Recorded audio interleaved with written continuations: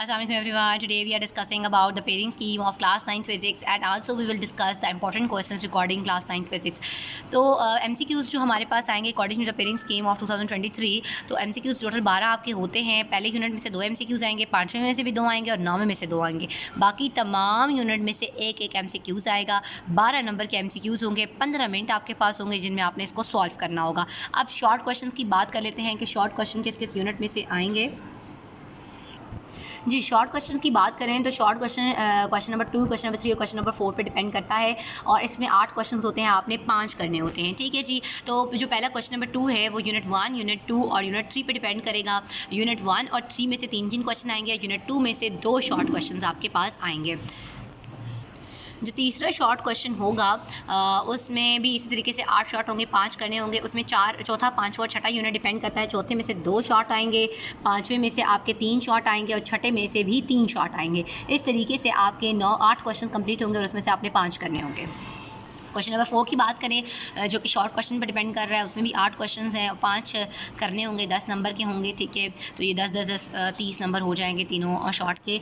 7वां, 8वां और 9वां यूनिट पर डिपेंड कर रहा है। 7वें और 9वें में से 3 क्वेश्चन होंगे, 8वें में से 2 होंगे। ठीक है, लॉन्ग क्वेश्चन मैं डिटेल से आपको बताऊँगी कौन कौन से इंपॉर्टेंट है, लेकिन आप देख लें कि कौन से आपके यूनिट में किस तरीके से पेयरिंग स्कीम बनी हुई है, वो देख लेते हैं।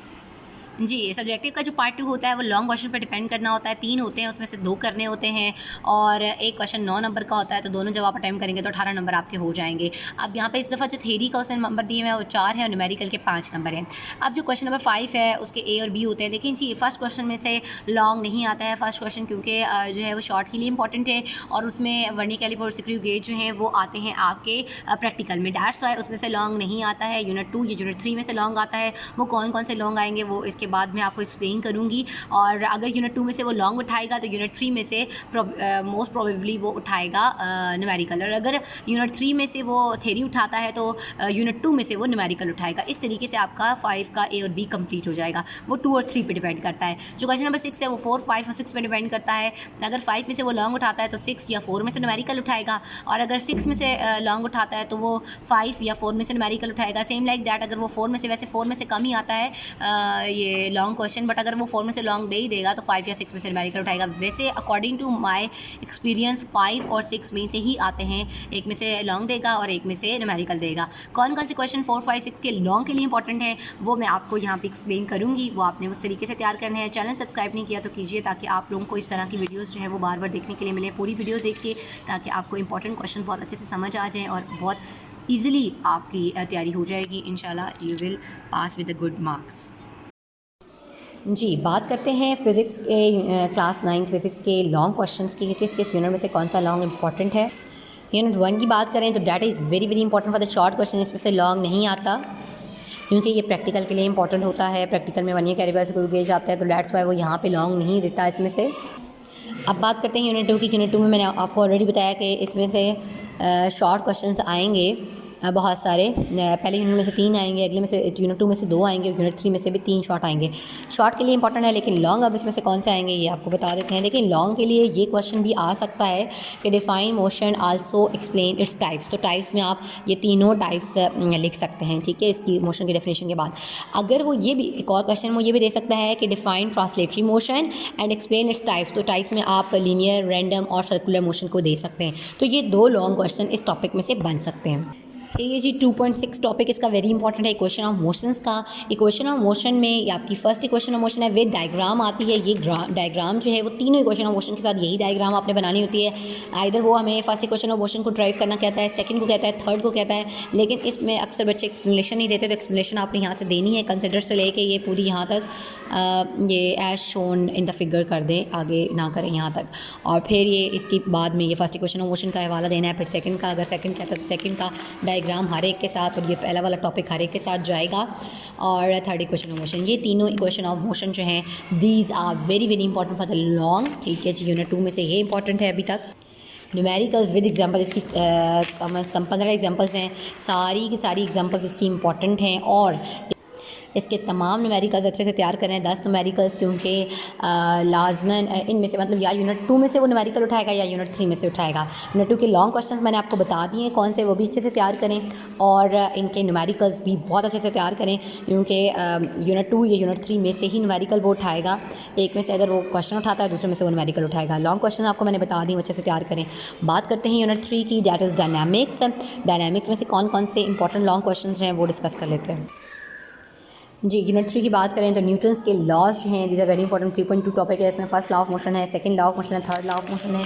ये तीनों अच्छे से तैयार करें, ठीक है। सेकंड लॉ भी अच्छे से तैयार कर लें। वैसे मोस्टली सेकंड में क्योंकि मैथमेटिकल फॉर्म है तो वो मोस्टली होता है कि वो ये उठा सकता है। थर्ड लॉ में ये आपकी एग्जांपल ही है, लेकिन मोस्टली जो होता है वो सेकंड इक्वेशन ऑफ मोशन पे डिपेंड करता है कि वो आ सकता है, ठीक है। इसके अलावा ये एक टॉपिक है जी इसका, vertical motion of a two bodies to the ends of a string that passes a frictionless pulley. ये टॉपिक जो है, ये टॉपिक वेरी वेरी इंपॉर्टेंट है। ये भी वो लॉन्ग उठा के देता है। इसमें मैथमेटिकल काफ़ी कुछ है। इसमें हमने टेंशन फाइंड आउट किया है, एक्सेलरेशन फाइंड आउट किया है, ग्रेविटी फाइंड आउट किया है, depends on acceleration and masses. तो that topic is also very important for the long. फिर ये टॉपिक भी इंपॉर्टेंट है जी। ये क्या है कि इसमें 2 बॉडीज़ हैं। ये अगर आप डायग्राम देखें, इसमें 2 बॉडीज़ हैं, ये अटैच्ड हैं to the end of a string और ये फ्रिक्शनलेस पुली से पास हो रही हैं। और ये देखें ना, ये move vertically and the other horizontal, ठीक है। एक वर्टिकली मूव कर रहा है और एक हॉरिजॉन्टली स्मूथ प्लेन के ऊपर, स्मूथ सरफेस के ऊपर मूव कर रहा है, ठीक है। तो ये टॉपिक भी इंपॉर्टेंट है, इट्स वेरी इंपॉर्टेंट। इसमें भी हमने टेंशन और ग्रेविटी वगैरह, एक्सेलरेशन और टेंशन फाइंड आउट की हैं, ठीक है। तो that is also very very important for the long question from unit 3। ये मोमेंटम का टॉपिक भी कर लें, फोर्स एंड द मोमेंटम का। इसमें भी पूरी ये मैथमेटिकल एक फॉर्म है, पूरी हमने एक्सप्लेन की है कि how can we calculate the force which depends on the momentum, ठीक है। तो ये इसकी डेफिनेशन भी है और इसमें पूरी मैथमेटिकल फॉर्म भी है, ठीक है। इसको भी देख लीजिएगा टॉपिक को। And the very most important topic that is law of conservation of momentum, ठीक है। इसमें आता है define law of conservation momentum, explain law of conservation momentum. तो ये पूरी आपने डेफिनेशन करनी है, फिर ये पूरी एग्जांपल्स करनी है और इसके साथ ही साथ ये 2 तरह की फॉर्म्स हैं ये मैथमेटिकल, ये भी करना है पूरा टॉपिक। इट्स वेरी इंपॉर्टेंट, ठीक है जी। तो that is most important topic from the unit 3। इसकी एग्जांपल्स हैं 8 यूनिट 3 की, ये भी अच्छे से तैयार करनी है और साथ ही न्यूमेरिकल्स हैं इसके 10, तो ये भी आपने बहुत अच्छे से तैयार करने हैं।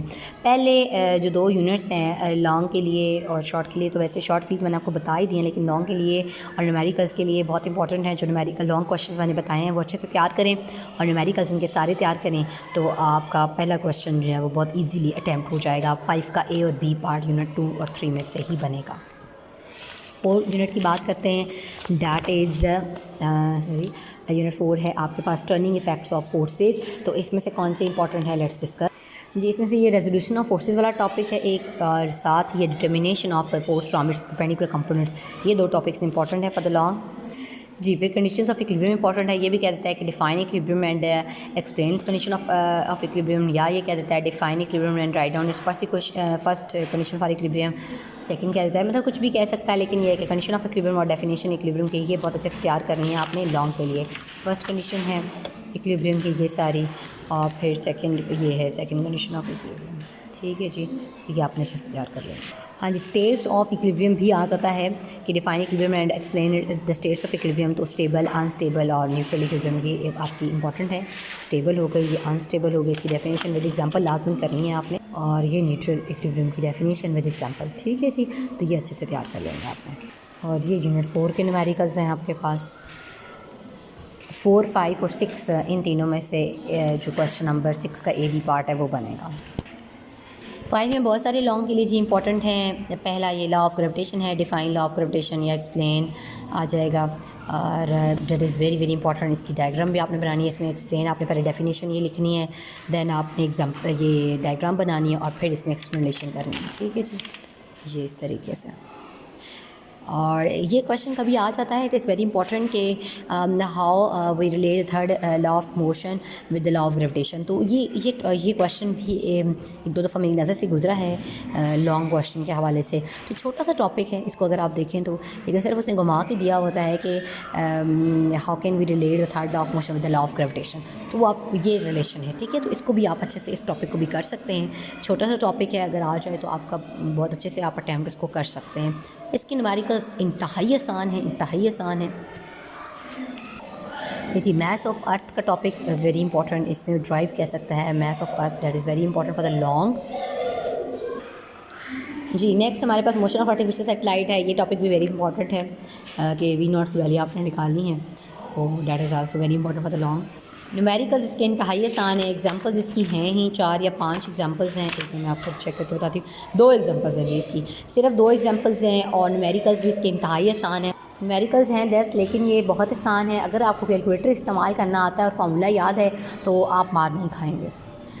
यूनिट 6 की बात करें, वर्क एंड एनर्जी, इसमें से कौन सा लॉन्ग इंपॉर्टेंट है वो आपको बता दूँ जी। इसमें से डिफाइन एनर्जी एंड ये आ सकता है कि काइनेटिक एनर्जी और टाइप्स ऑफ एनर्जी को एक्सप्लेन करें, काइनेटिक एनर्जी, पोटेंशियल एनर्जी, या सिर्फ काइनेटिक एनर्जी को ड्राइव करना आ सकता है। देख सकते बहुत आसान है डेरिवेशन काइनेटिक एनर्जी की, इंतहाई आसान। पोटेंशियल एनर्जी की डेरिवेशन आ सकती है, define potential energy and drive इस इक्वेशन, तो ये भी आसान है, कोई इतनी मुश्किल नहीं है इसकी डेरिवेशन। MGH इसको हमने प्रूव करना है, इंतहाई आसान, ठीक है जी। ये एक टॉपिक है जो इम्पोर्टेंट है, इसमें इंटर कन्वर्जन ऑफ एनर्जी वाला ये आ सकता है लॉन्ग में, बस और इसके अलावा मुझे नहीं लगता।